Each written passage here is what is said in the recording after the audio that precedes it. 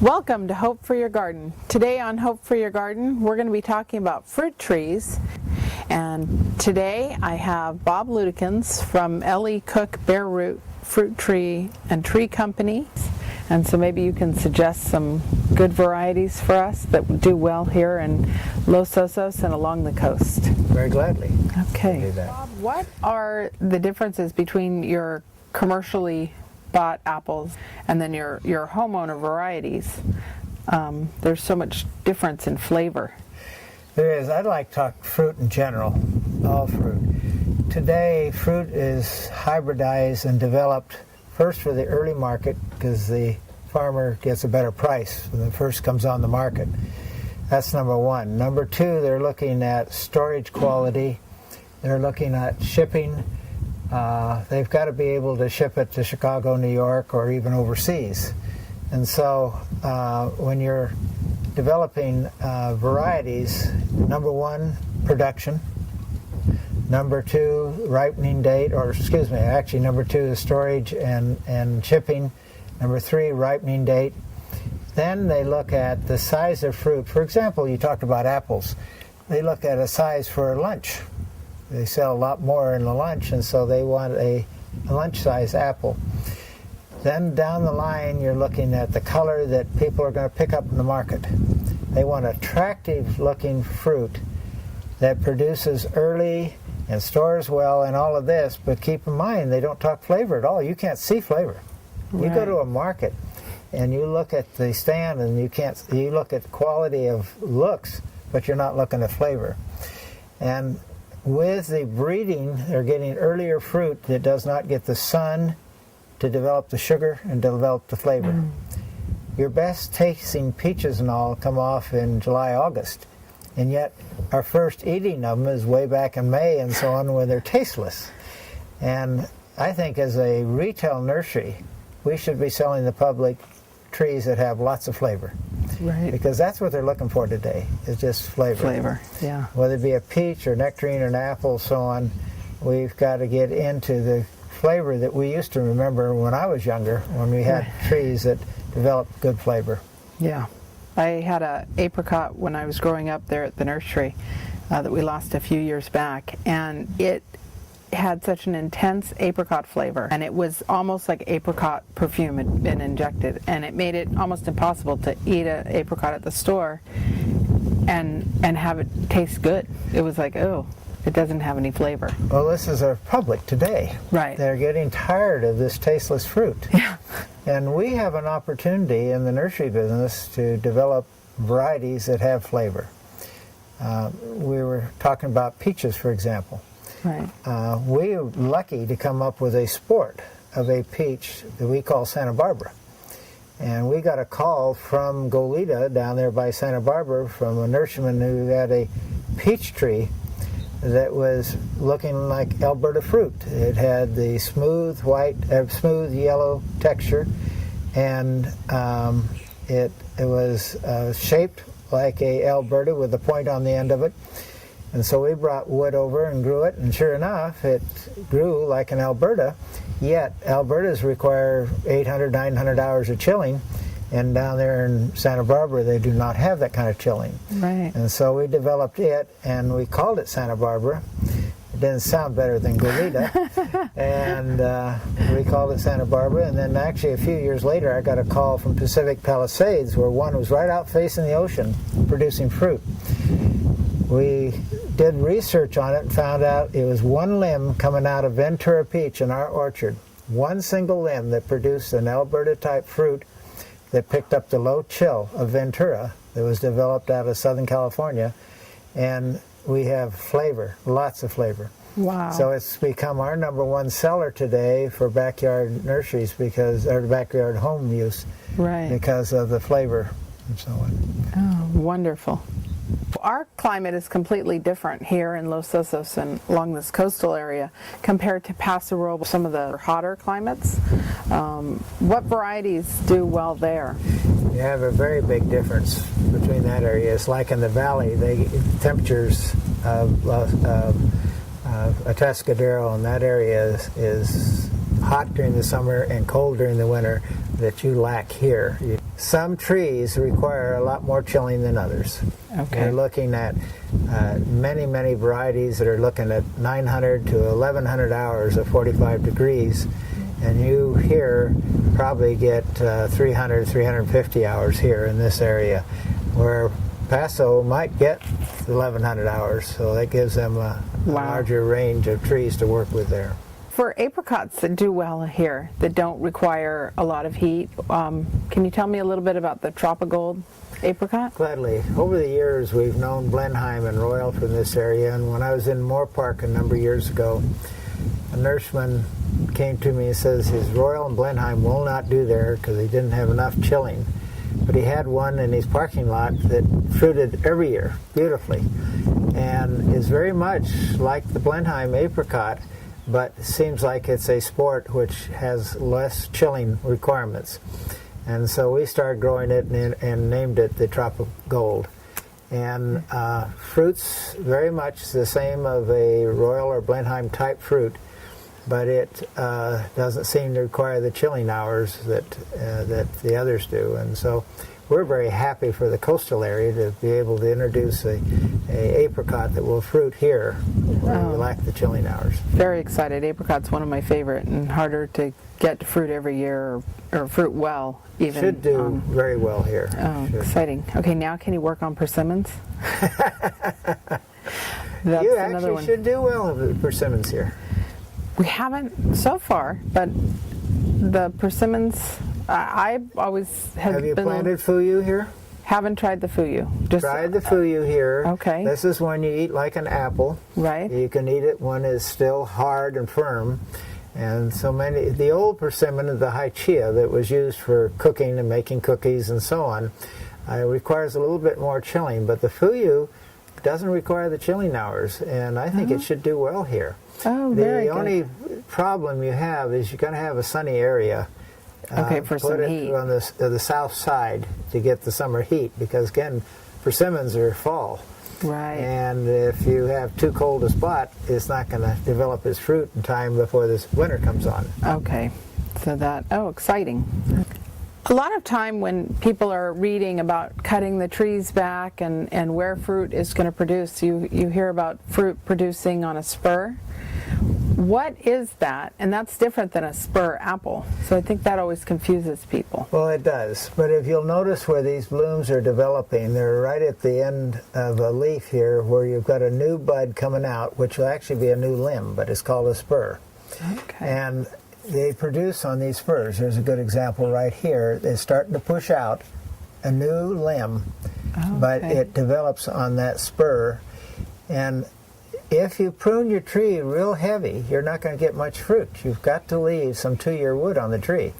And so if you whack this way back to where the old growth was, you're going to have very little apple. You have to leave some 2-year wood, and these will develop into little spurs out here with leaves, and that's where your apples are going to come. And as you can see, this tree has already started doing that. It's developing the new limb and the spur. And this one, same thing. As you look all the way up and down it, you see the new limbs coming out, which are spurs, and it's developing the apples. That actually, after this would have been a limb, but it's developing the fruit right there. There's a good example. If I pull this back, you can see it. See that little branch starting to develop. Developing. So talking about apples that are really good for cooking and then really good eating apples, and your differences there, and like commercial apples, how they don't taste as good as so much of your commercial apples are coming from the cold country, from eastern Washington, where it's hot but still enough chill, up into our mountains and so on. But today there's many new apples being developed, and are being found, actually. I shouldn't say developed, because many of them are finds. You're selling the Beverly Hills that came from Santa Monica, and then the Pettingill came from Seal Beach in Southern California. Those are seed that were thrown out by somebody and came up on their own and developed to that climate. Nice. They, where I like Pettingill very much for eating, is not that good a cooking apple. but it's not bad. My wife used to make a lot of applesauce out of it. She liked it for applesauce. Right. Gordon apple, and one of the things we're looking for now is not a apple that produces all at one time. Commercially, they want fruit to pick one time. They don't want to go back on a tree. Yet a homeowner doesn't want 1,000 fruit at one time. Right. They want it spread out. Well, Gordon apple starts about middle of August and produces all the way into November. Wow. So nice. you can pick fruit over a period of several months. And we're looking at apricots and peaches that you can pick over several months. Nice. And we just feel for homeowner use, we're looking for flavor, which has been lost commercially.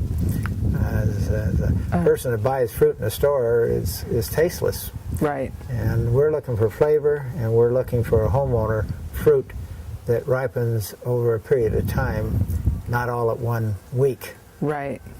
There are some excellent varieties of peaches and nectarines. What's a great nectarine to do here?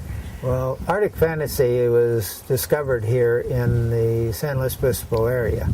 Wow. One of the professors over at Cal Poly had delivered me some budwood of a nectarine for us to look at. And we grew it for 4 or 5 years, looked at the fruit, really liked it.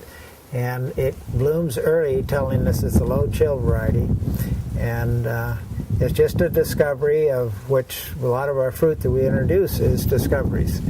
And from seed, or in some cases a sport from another tree.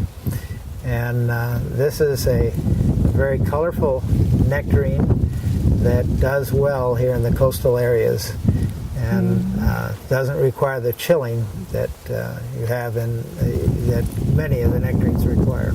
Okay. Oh, excellent. On the plum trees, Bob, some varieties need pollinizers. Correct. And some, we don't have a lot of varieties that do really well here without our cold temperatures. But Well, the two main varieties sold in the coastal areas in years past has always been Santa Rosa and Satsuma. Santa Rosa is self-fertile, does not need a pollinizer. Satsuma does. Some of the Japanese plums require a pollinizer of some sort on the trees. Can you use a Satsuma to pollinate a Santa Rosa? The other way around. The other way around. Santa Rosa pollinizes the Satsuma. Okay. The Santa Rosa is self-fertile, and it does pollinize it. But Santa Rosa is still one of the major sellers because of its develops a lot of fruit here on the coast and doesn't need another tree. And with the smaller lots, a lot of times you want one tree. And there are newer varieties coming out now that have less chill factor on them. Okay, very good. I noticed that they threw some apples to the chickens in the next pen over, and they're all just going crazy over the apples. Well, they love to eat, and they're going to make their noises too. And we're nice to be out here in a nice setting here, where we have trees and we have the chickens and roosters. Yeah, very fun. That timing was perfect. Yeah. There's a lot of new varieties of blueberries coming out of Florida. And the first question I'm having now to the researchers and the extension people is flavor. Because these new varieties produce heavy, and they have big, beautiful fruit that's going to sell well in the market. And I was hearing about some varieties that are really outproducing the others. Then I started asking about flavor, and one of our ag extension people, when I talked to him about one of the varieties, he says, "Bob, I can't eat it. It's terrible." And it's the same thing's happening in blueberries that we've done in other fruit. And so I said, well, in fact, I talked to one of the men here on the coast about varieties, and I said, what would you sell if you were a homeowner? People you're going to have to come back and talk to about that flavor. And he says, the Old Sharps Blue still got the best flavor for this area. And he says, if you're in the farmer's market where every week you're facing your people coming in buying, go to the Sharps Blue, which we had in the past. Jewel's a new one coming on that looks very good. and but a couple of these other new ones coming on are terrible. Okay. And so this is the thing that we've got to look for is developing. We don't want to ruin the market as we have so much of our peaches and nectarines and other fruit that are tasteless. Right. We've got to keep for the backyard, for the homeowner, trees that have flavor, plants that have flavor. Yeah. And so that needs to be our concentration. Yeah. I agree with that. If you're going to grow and take up space in your backyard and then get a lot of fruit, you want to have it there for a purpose and to eat it and to enjoy it. Well, why should you tie up a backyard with a tree if you can't have flavor and so on? And that's something today is getting hard to get in the market. Right. I get a lot of questions with people asking, they've either made cuts on their tree or their tree is just starting to produce sap. What is that caused from, and what are the main causes? Well, if they've cut it during the time that the tree is growing well, it's bleeding in a sense. It's losing some of the sap. And that can be expected. It'll do like an injury. It'll callus over and it'll be all right. But if you're seeing a lot of gumming coming out at where there's buds on the tree and so on, or in the crouch of a tree, this is from too much water if it's a clear gumming. So take a look at it, number one. If it's clear, you just got way too much water. Okay. And you just got to back down on the amount of water that you're giving that tree. If it's amber color, and the darker that color is, the more chance that then you have bacterial canker or something in there that is affecting the tree. But 90% of the time, it's either clear or just a little bit of yellowing, and if you back off on the water, that'll go away. It'll stop the gumming, and you won't hurt the tree. Okay. So, Bob, as we're standing in this asparagus patch, that's another one that you ship in to us. And can you tell us a little bit about asparagus that does well here? Well, you go back to what people knew years ago, which was Mary Washington, which basically produced a crop. And then they've developed hybrids from it. And you have 157, which is a coastal hybrid, or along the coast, and produces so much better than Mary Washington. It is a sport from Mary Washington, or a development from it. And it produces along the coast, and it'll produce year after year. You have to learn how to plant it properly, dig in a trench, and then put the plant down low, the roots, and then fill it in slowly as it develops up, and then you can have it for years like this. Would she say this was 6, 7, 8 years old or whatever? Right, and I just had a piece and it was delicious. And so asparagus will keep coming year after year, and is a great plant. If you like asparagus, it's a great plant to have. Yeah, we do. And we do sell a lot of it, and it is really easy to grow. It is. It's just really simple. It's a very easy item to handle, and you don't have to keep planting it every year. Right. It probably the biggest thing is that it does take up a little bit of room. Correct. And that it stays. It doesn't go but if really you dormant. Keep eating asparagus, you're not going to get taken up so much room. You just have to keep eating it. Right. Here we're standing in front of this is Buzzy's little lollyberry patch. But lollyberries and berries do very well here as well. Yes, they do. A lot of the commercial plantings are like Santa Maria and all up and down the coast of blackberries. And we sold many of them over here for commercial plantings. And lolly's still my favorite. It's an old timer. And there's many new ones that have been developed in Arkansas that do well over here. But you can't beat lolly. It produces a lot of fruit and has lots of flavor. Lots of flavor. And so I recommend lolly, although there are some new ones coming along that I'm not against. I just feel safe with it. Right. For the years it's produced, whether it's in Fresno or if it's over here on the coast, it does well.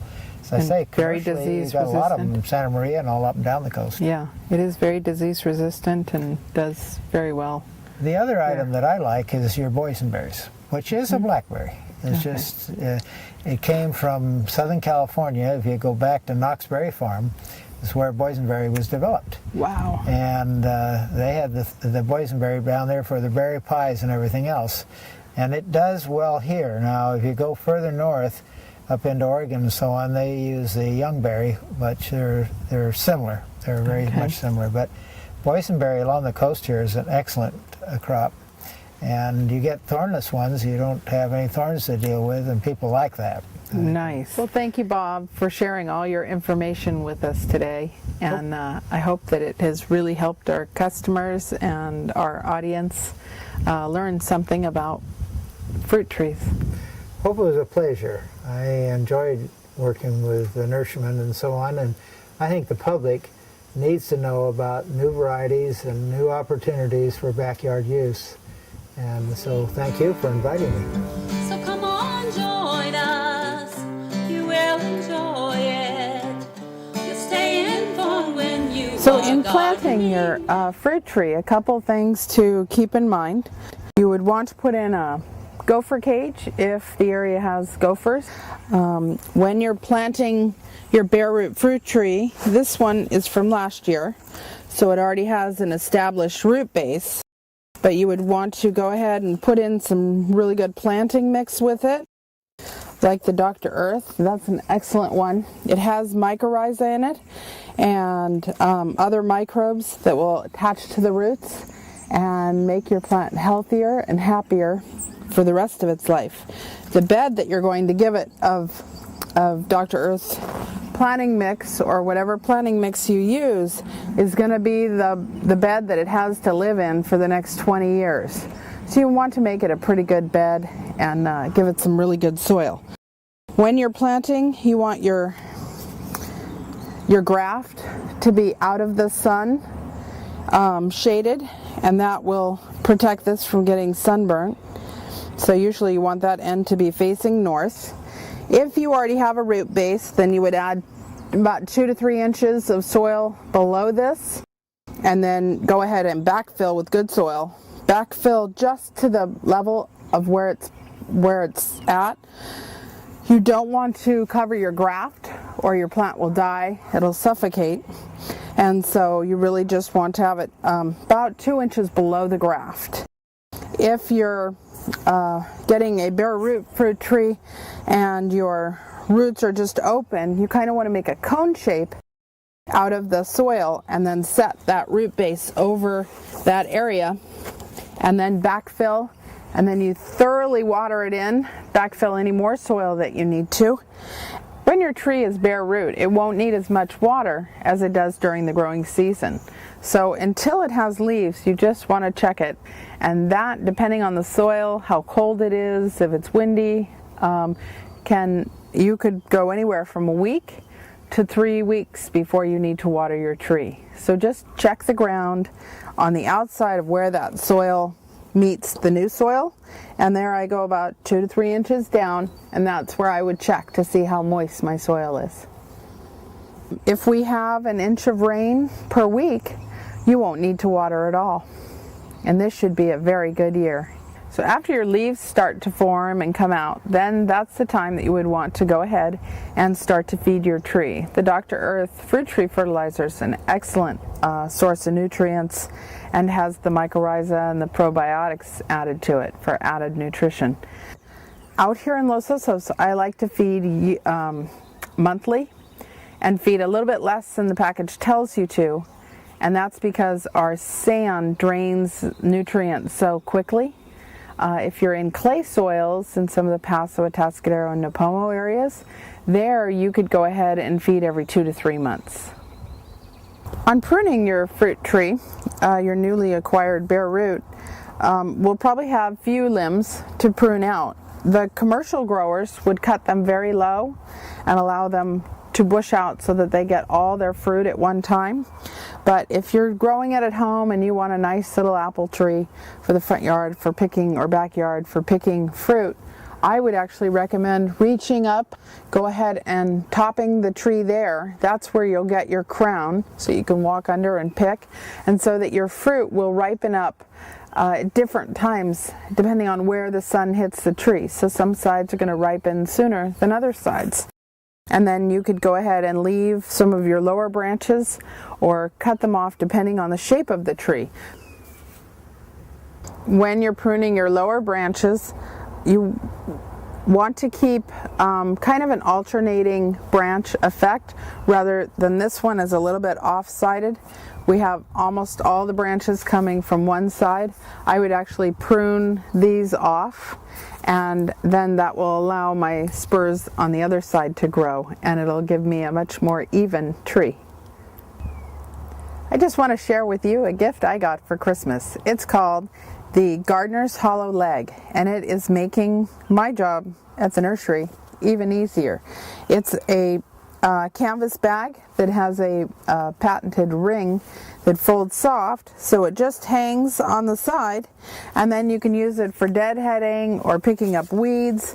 I can even use it for picking apples and for picking fruit during the picking season, and then you just climb up your ladder, pick your fruit, drop it in, and you get to go back down the ladder. And it makes it really, really simple. My dad's loving it for golf balls, which I think is kind of comical. And so just wanted to show you another really cool little Christmas treat. My other favorite product of the year were the Plant Success tablets, and these are mycorrhiza and probiotic tablets that you put near the roots of your plant, and it allows the plant to take up more oxygen. The cells of the roots get bigger, allowing that plant to take up more oxygen, nitrogen, and it even allows the plant to fix nitrogen from the air. And these I now won't plant without them. I'd like to wish you all a happy new year and to healthy gardens and lots of pies in 2010. Now that our nights are dipping below freezing temperatures, I want to show you how to properly cover your plants to keep them healthy against the frost. One thing that you want to keep in mind is that a dry plant will freeze faster than a wet plant. So you want to water your plants thoroughly before we get our frosty nights. It's better to water early in the day so that the plant has time to take up the water. It's kind of the same theory that a half empty ice tray will freeze faster than a full ice tray. So to cover the plant, you would want to go ahead and drape over. You can use sheets, work really well. You can use polyester. You can use any thread count, doesn't matter. And comforters work great. Because they have two layers, there's batting in between, it will actually hold air in. You do want to cover all the way to the ground because that will trap warm air inside and it will keep your plants warmer and safer. You can also go ahead and use Christmas tree lights, but you also want to make sure that your outlets can handle having your Christmas tree lights on all night. This very sad Datura didn't get quite covered in time. But the proper way to keep this and keep it going would be to then cover it if we have any future cold spells. Go ahead and cover it, and then you don't want to cut it back until we hit our warmer temperatures after February 15th. And then I would take it back to any new sprouts and keep it covered. You can also spray they have some freeze-proof sprays out there that are excellent, and that would also help it. So another winter season tip is if you have plants in pots that are sitting in pots without drain holes, make sure after the rainy weather, after a rainy night, to go out and empty that pot, because we'll pour that out, because it will only take 1 to 2 days for your plant to get overwatered and die of drowning. So, and if you have saucers that are sitting with water in them, go ahead and empty those out, and your plants will do so much better.